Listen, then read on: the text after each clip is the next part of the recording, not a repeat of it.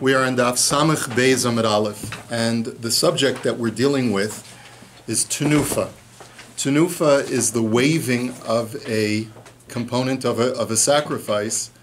There are two different kinds of tenufa, and we have to be very careful to delineate what we mean by tenufa.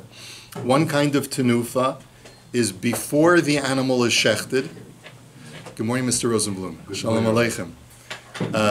The first kind of tenufa is when the animal is alive, and you wave the animal as it's alive before you shecht the animal. The second kind of tenufa is after the animal is shechted. You take, usually it's a portion of the animal, the entrails, the chazé v'shok, the chest and the thigh of the animal, and you wave those body parts before either placing them on the mizbeach or giving them to the kohen to eat. And it's important, we're going to carefully delineate the two different kinds of tenufa later in the daf today. The Gemara here right now, the place we're coming into it, is dealing with those karbonos which have both animal components and bread components to them as well. And many times the Torah requires you to do a tenufa of both the bread and the animal.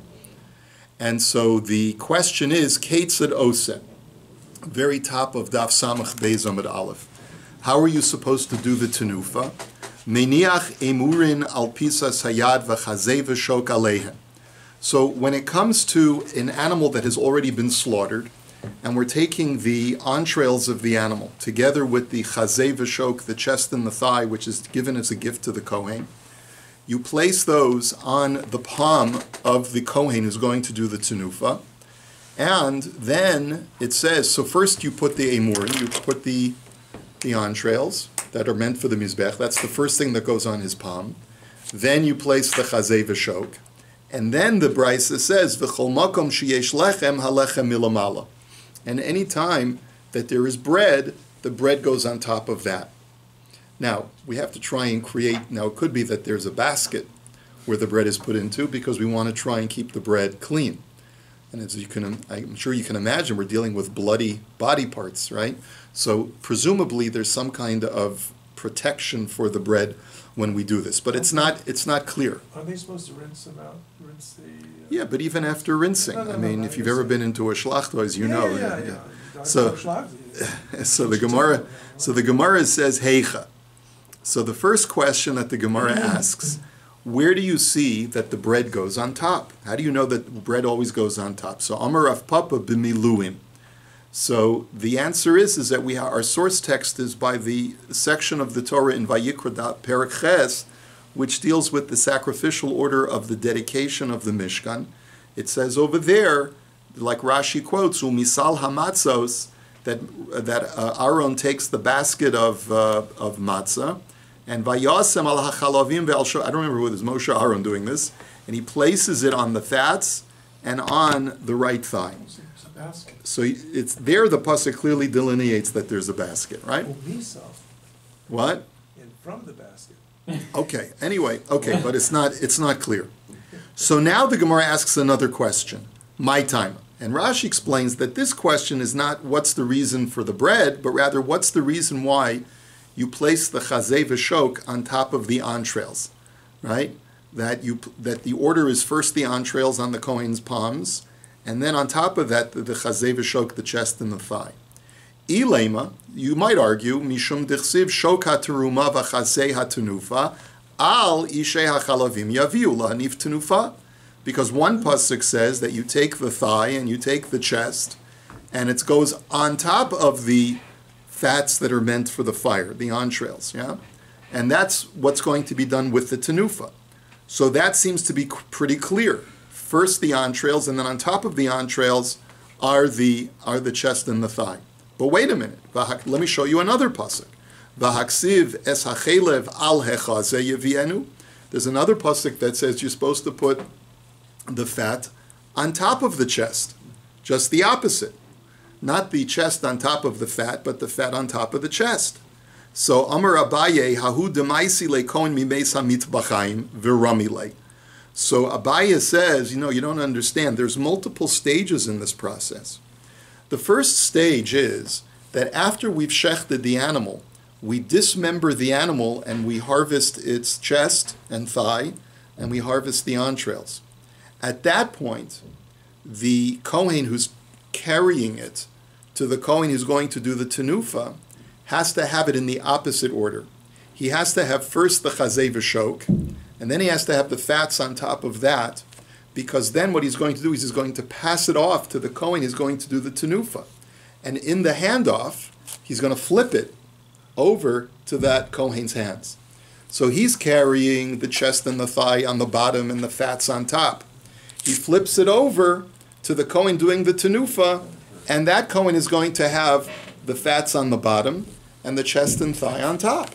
And then he's going to do the tenufa. So the Gemara then says, but wait a minute, v'haksiv vayasimu es hachalavim al hechazos. But let me show you a pasuk that comes later in the process. And it says that they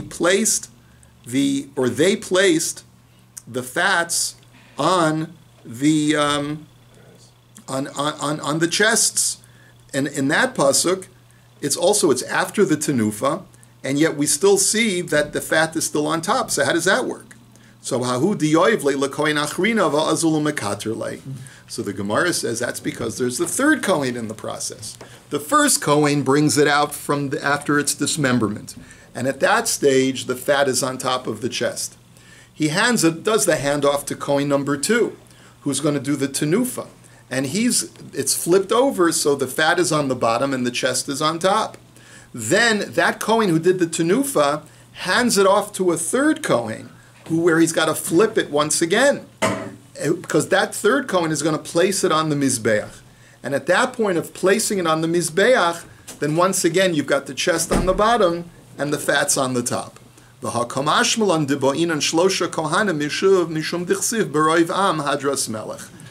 therefore the Torah is sort of instructing us that you have to have a multitude of Kohanim, because the more people that are involved in the avoda, the more glory it is to the Ribono Shel Olam, who is the king. In other words, when you have like a whole entourage of people who are involved in this process, it shows more glory to Hashem. Are you using the word entrails and fats synonymously? Yes, I am. Because intestines. Yes, I know, but remember that what goes on the Mizbeach, it's called the emurim, the innards, which includes the certain fats that are on the intestines and the intestines as well, certain parts of the intestines. So the emurim are the fats and the intestines. That's right. That's right. Okay? Thank you for that clarification. Ushtei halechem ushnei kibsei atzeres v'chulei. So one of the things that the Mishnah had told us yesterday that needs to have a tenufa is on Shavuos, you have the 2 loaves of bread together with the 2 sheep. Now here, I just want to clarify that the waving is not done post-mortem. It's done while the sheep are still alive. You take 2 whole sheep, you hold them in your hands together with the bread, and you wave them. How that's done, I'm sure the Kohanim have to really work out really well. I mean, even small little sheep, they have to be pretty strong, right? So you know, I don't think anyone's there holding up the cards, you know, after they do the waving. But it's probably got to be. You probably have to be pretty strong. I've got to be a starker to be able to do. That's why they wanted to put a gymnasia in Yerushalayim. Right. So Tana Rabbanan. There's the Kohanim who went. Vehenif hakohen osam alechem habikurim. So let's look at the brisa. It says that the kohen shall wave them on, meaning the sheep, on the bread, the first bread, which is the shtei halechem. Yachol yaniach kivasim al gabe halechem. You might think that pasuk implies that the bread is first on the palms and on top of the bread are the sheep.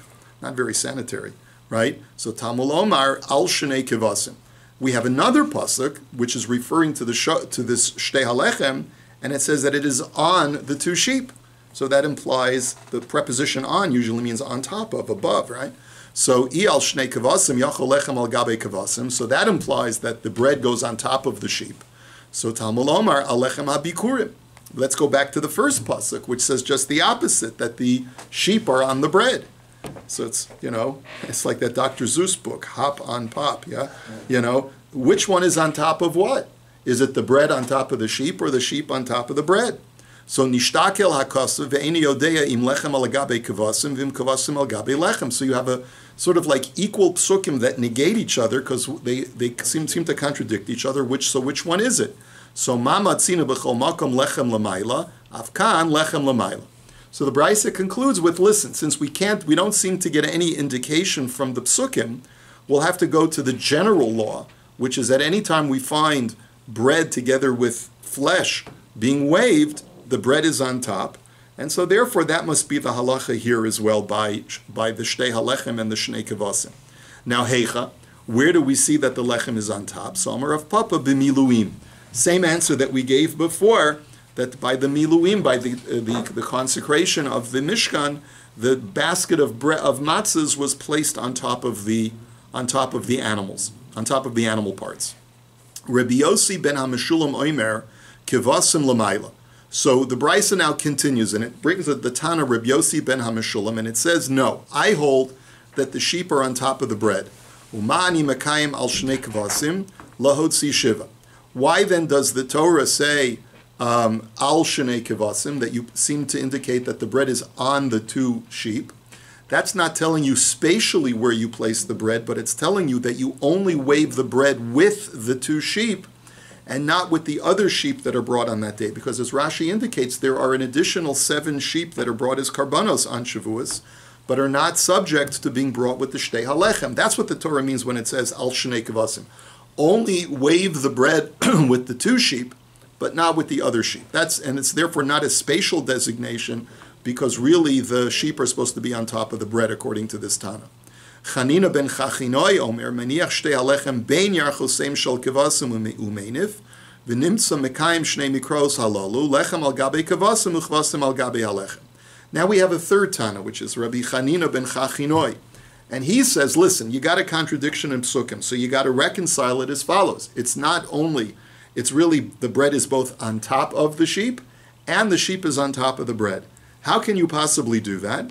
So the way I'm envisioning it, based on what Rashi says, is imagine taking 2 sheep with their rump on top of your palms, so that their spine is vertical, okay, and their hind legs are closer to your palms, their front legs are sticking out like this above, and you place the showbread against the belly, you press it against the belly of each of the sheep, so that the bread is above the hind legs and below the forelegs. And then you put them in your palms like this, the 2 sheep and the 2 loaves of bread, and you wave it that way. That's a real balancing act. I would pay money for that, to see that. 2 sheep in your hand and the bread's in the whole thing. Yeah, and the bread's in the whole thing. One guy. Yeah. Rabbi, are you ready? I have not practiced this yet. No, I have no plans. Do sheep hold the breads? It's sort of like wedged into their. Why can't you have a sandwich? And that way everyone would be happy. The sheep won't be so happy. Yeah, because they're loaves of bread. They're loaves of bread. You can't take slices. They're loaves of bread.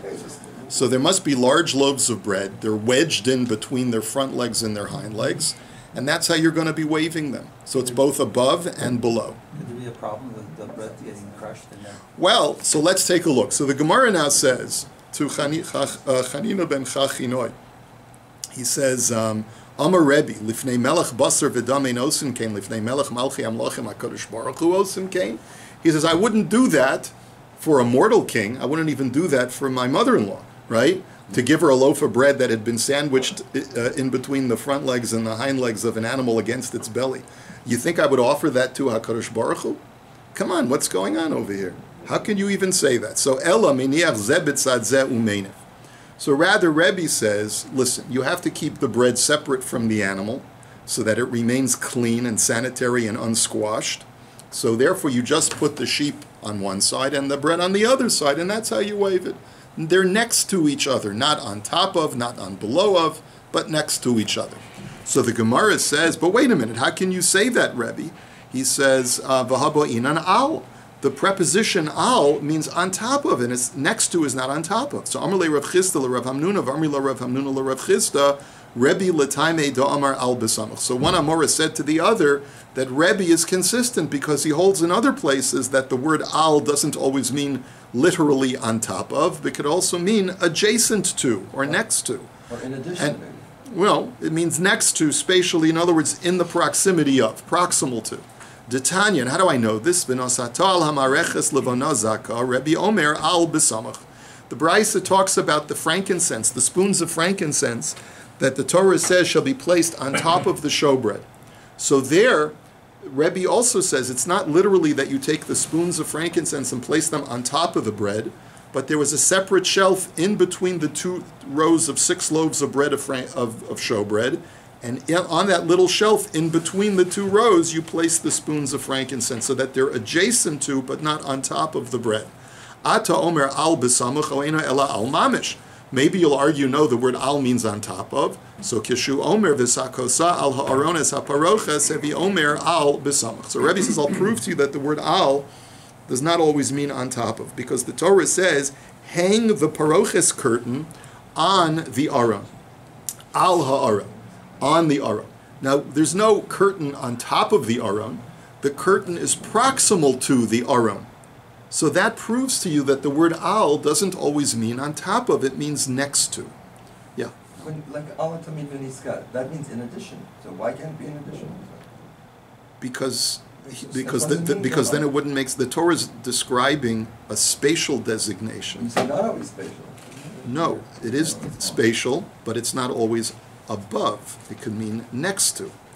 So here the Torah is describing spatial designations using the word al. And what Rebbe is saying is it doesn't always mean on top, it could mean to the side as well.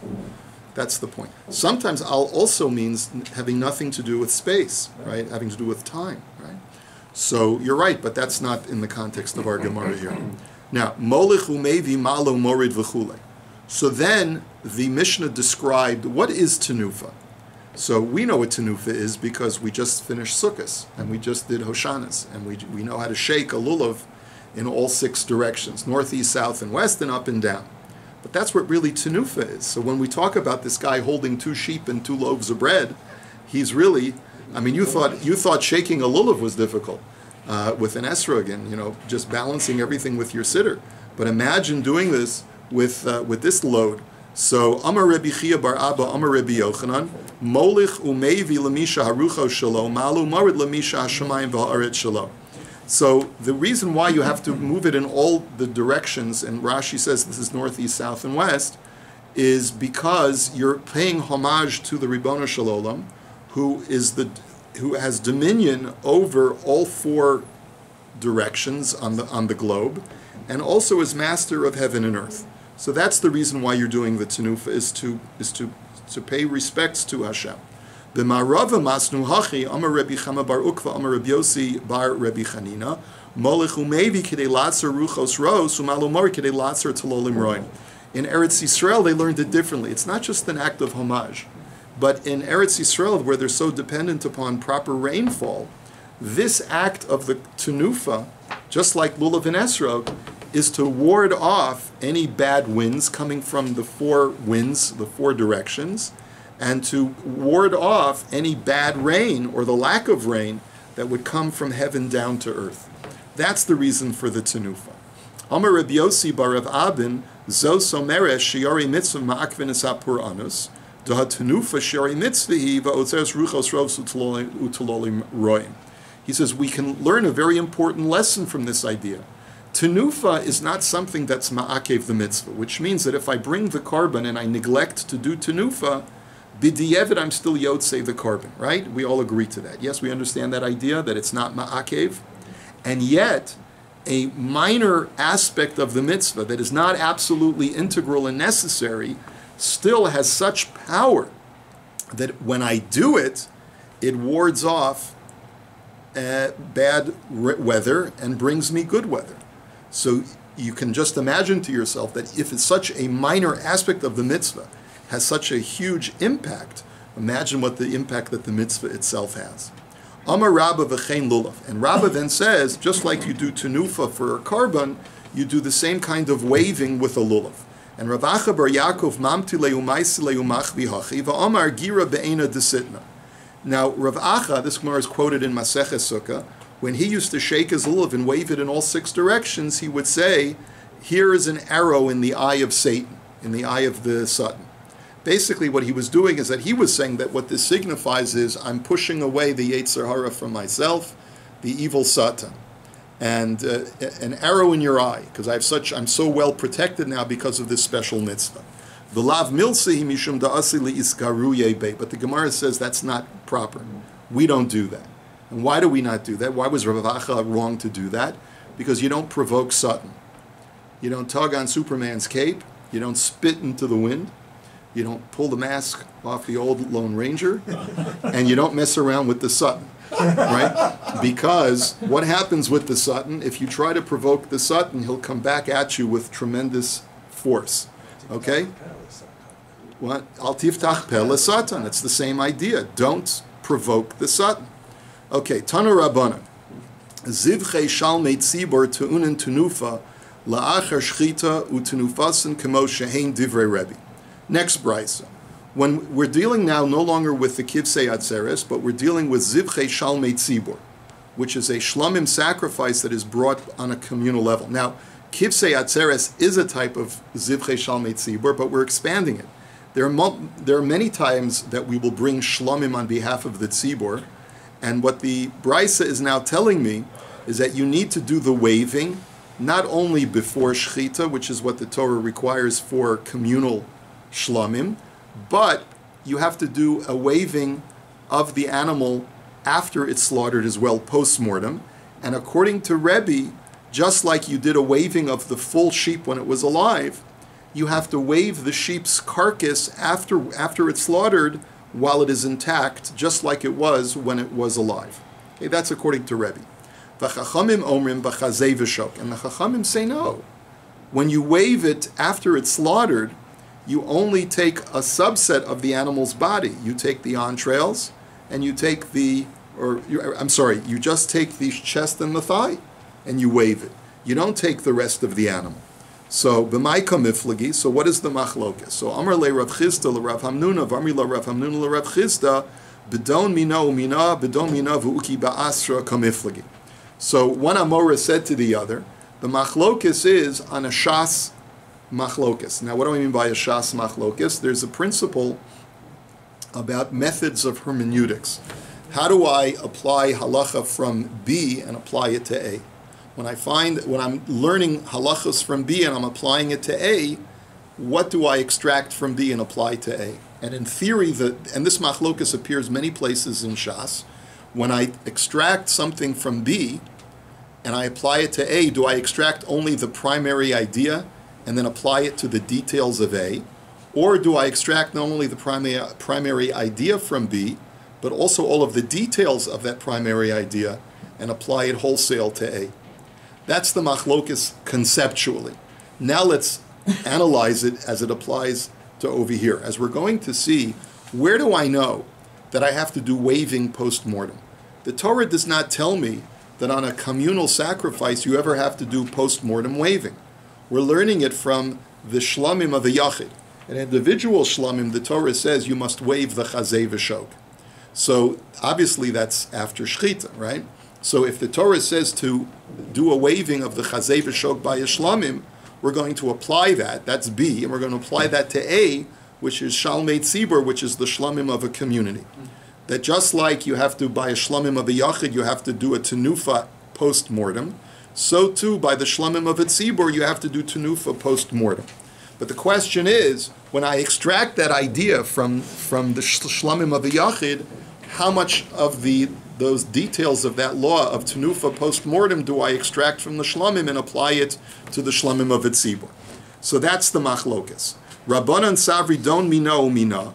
Ma zivchei shalmei yachid tunin tenufa la'achar shchita, av zivchei shalmei tzibur tunin tenufa la'achar shchita, umina ma hasan b'chazei v'shok, af hachanami b'chazei v'shok.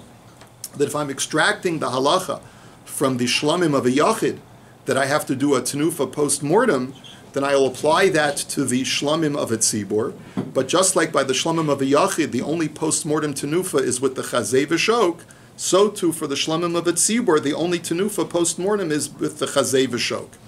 V'Rebbe savar don mina v'uki ba'asra. Ma zivchei shalmei yachid tunin tenufa la'achar shchita, af zivchei shalmei tzibur tunin tenufa la'achar shchita, v'uki ba'asra hasam hu dechazei v'shok, aval hacha kamo shehein b'chayim. And Rebbe looks at it just the opposite. He says, listen, you're extracting the primary idea that you have to do a post-mortem tenufa. That I understand you're extracting from the laws of a shalmei yachid, an individual shlamim. However, that's the only thing that you're extracting from the shlamim of a yachid. When you apply that to the shlamim of a tzibor, the only kind of tenufa that we find by the shlamim of a tzibor is to take the whole animal and wave it before it's shechted. So therefore, when you do a post-mortem tenufa, it should be akin to the type of tenufa that is written by the shalmei tzibor, which is a full-body tenufa. And that's how I know, says Rebbe, that you do a full-body tenufa of the shlamim post-mortem as well. So Rav Papa Omar, no. Rav Papa says, I disagree with your analysis. That is not the basis of the machlokes as to whether you wave only the chazei v'shok or whether it's the whole body.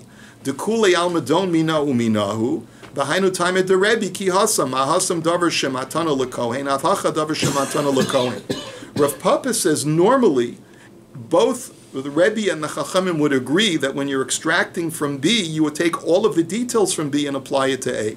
Why then does Rebbe hold over here that you do a full body tenufa instead of just a tenufa of chazei v'shok?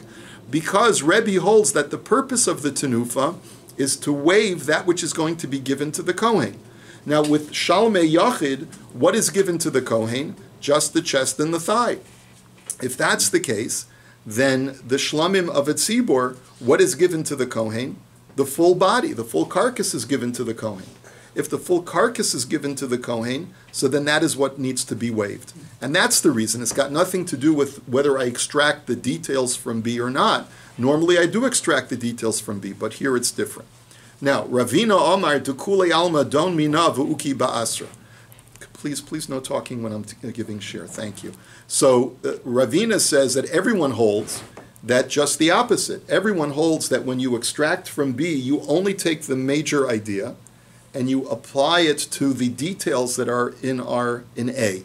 So therefore, we would apply only the major idea from B of tenufa post-mortem, and normally everyone would agree that I would apply it to A and say that you normally would have to do a full body tenufa, just like you do it before it's shechted. So then why did the Chachamim say you only do the v'chazei v'shok over here? V'hainu taimid d'Rabbanan shalmeihem ribuyahu.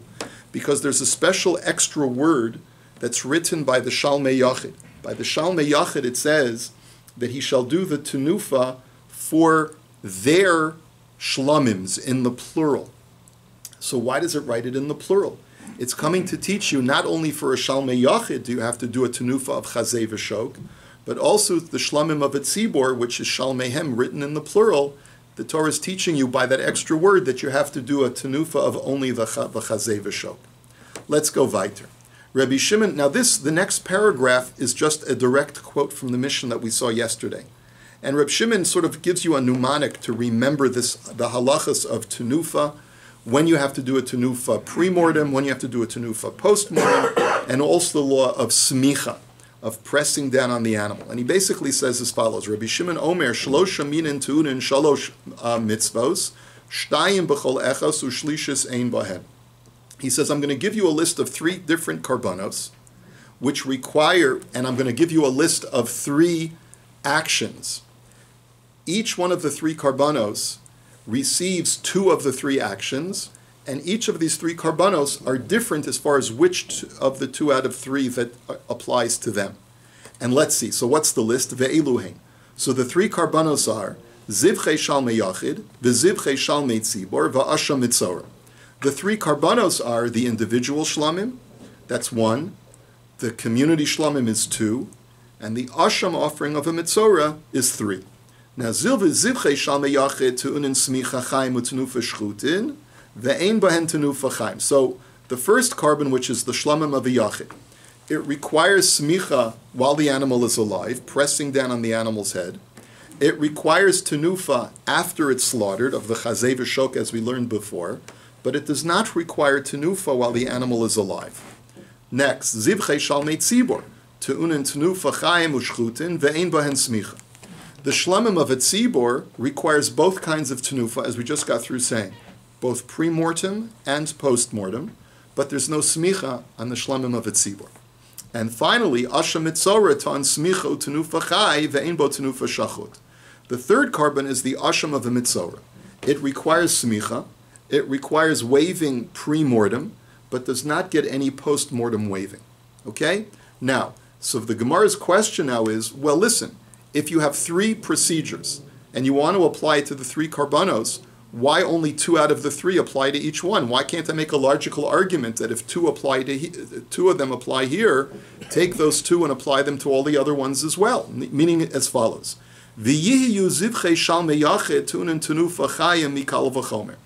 the question is like this. Now, the shlamim of a yachid, the one thing that it doesn't require is waving while the animal is alive. But why don't I make a logical argument to require that by extracting that law from the shlamim of a tzibor? Uma zivchei shalmei tzibor she'eina tu'unin smicha chayim tu'unin tenufa chayim, zivchei shalmei yachid she'tu'unin smicha chayim enodin she'tu'unin tenufa chayim. I'll make the following argument. A communal shlamim, right, does not require smicha, and yet it still requires a pre-mortem tenufa. So then surely shlamim of a yachid, which requires smicha, should surely require tenufa, a pre-mortem tenufa while the animal is still alive. So what's the answer to that? Miyet rachmana gabi zivchei shalmei tzibor osam lemuute zivchei shalmei yachid. So the Torah has a special word osam, only these karbanos of a shlamim of a tzibor require pre-mortem tenufa, and that word is to the exclusion of a shlamim of a yachid, which does not require pre-mortem tenufa. So now the next question: V'yiyu zivchei shalmei tzibor tunin smicha mikal v'chomer. Then why don't I argue going in the other direction? Let's argue that a shlamim of a tzibor should require smicha using a logical argument. Uma zivchei shalmei yachid she'in tu'unin tenufa chayim tu'unin smicha, zivchei shalmei tzibor she'tu'unin tenufa chayim enudin she'tu'unin smicha. If the shlamim of a yachid does not require smicha, and yet it does not require tenufa while the animal is alive, then surely a carbon that requires tenufa while it's alive should surely require smicha. Learn it out from a shlamim of a yachid. It requires smicha even though it does not require pre-mortem tenufa. So surely something that does require pre-mortem tenufa should require smicha. So Amar Ravina gemiri shtei smichos b'tzibor. So Ravina says, he says, we have a halacha l'Moshe miSinai, that the only 2 communal sacrifices that require smicha are there's only 2 of them. One is a par helim dover, when there's a bull that is brought on behalf of the community for having erred en masse based on the instructions of the Sanhedrin. The Sanhedrin has to do smicha. They place their hands on the head of the bull that is being offered as a korban chatas. The only other type of communal sacrifice that requires smicha is the seir hamishtalech, the goat that is being sent to Azazel on Yom Kippur. There too, the Kohen places his hands and does smicha. But those are the only 2. There is no other communal sacrifice that requires smicha, and that's how I know that even though you have a logical argument to make to the contrary, we have halacha l'Moshe miSinai that tells us that we don't do smicha on communal sacrifices except for those 2 that we mentioned. And the final question is, V'yehei asha mitzora ton tenufa shachut mikal v'chomer. Ma zivchei shalmei yachid she'en tunin tenufa chayim tunin tenufa shchutin, asha mitzora sheton tenufa chay enodin sheton tenufa shachut. He says the kal v'chomer is like this. In other words, why is it that an asha mitzora does not require a post-mortem tenufa? It requires smicha, and it requires pre-mortem tenufa. Why doesn't it require post-mortem tenufa? Why don't you make the following logical argument? From the shlamim of a yachid, it does not require pre-mortem tenufa, and yet it still requires post-mortem tenufa. So surely the asha mitzora, which requires pre-mortem tenufa, should surely require post-mortem tenufa. So the answer is, miyet rachmana gabe zivchei shalmei yachid oso lemeute asha mitzora. Once again, we have an extra word of oso in the Torah, written in the context of the tenufa of shalmei yachid, to teach you that only shalmei yachid require tenufa, but in another kind of individual karban, which is not a shlamim, does not require post-mortem tenufa. And that's referring to the asha mitzora. And finally, the brisa, this two-line brisa, just provides us with two small little details about the laws of tenufa. Tana Rabbanan, Chamisha she'viu karban echad menif al yedei kulam. That let's say you have 5 people that want to bring a korban shlamim to the temple. Perfectly legitimate. If it's a voluntary offering, you can have a corporation bringing a korban. So you have 5 people that jointly want to bring a korban shlamim, which requires tenufa. So the question is, who does the tenufa? The answer is, one representative from the chabura does the tenufa on behalf of all of them. V'ha'isha koin menif al yada. And if a woman wants to bring a korban, which requires tenufa, she is not allowed to do the tenufa. The kohen waves on her behalf. And finally, v'chein ha'sholech korbanosov b'medinas hayam kohen menif al yada. And if a person sends a korban long distance, he lives all the way in China or the Western Hemisphere, and he wants to send a korban to the Beis HaMikdash, he has the kohen act as his representative in the temple to do the tenufa on his behalf. And this is where we'll close it for today. We'll end it.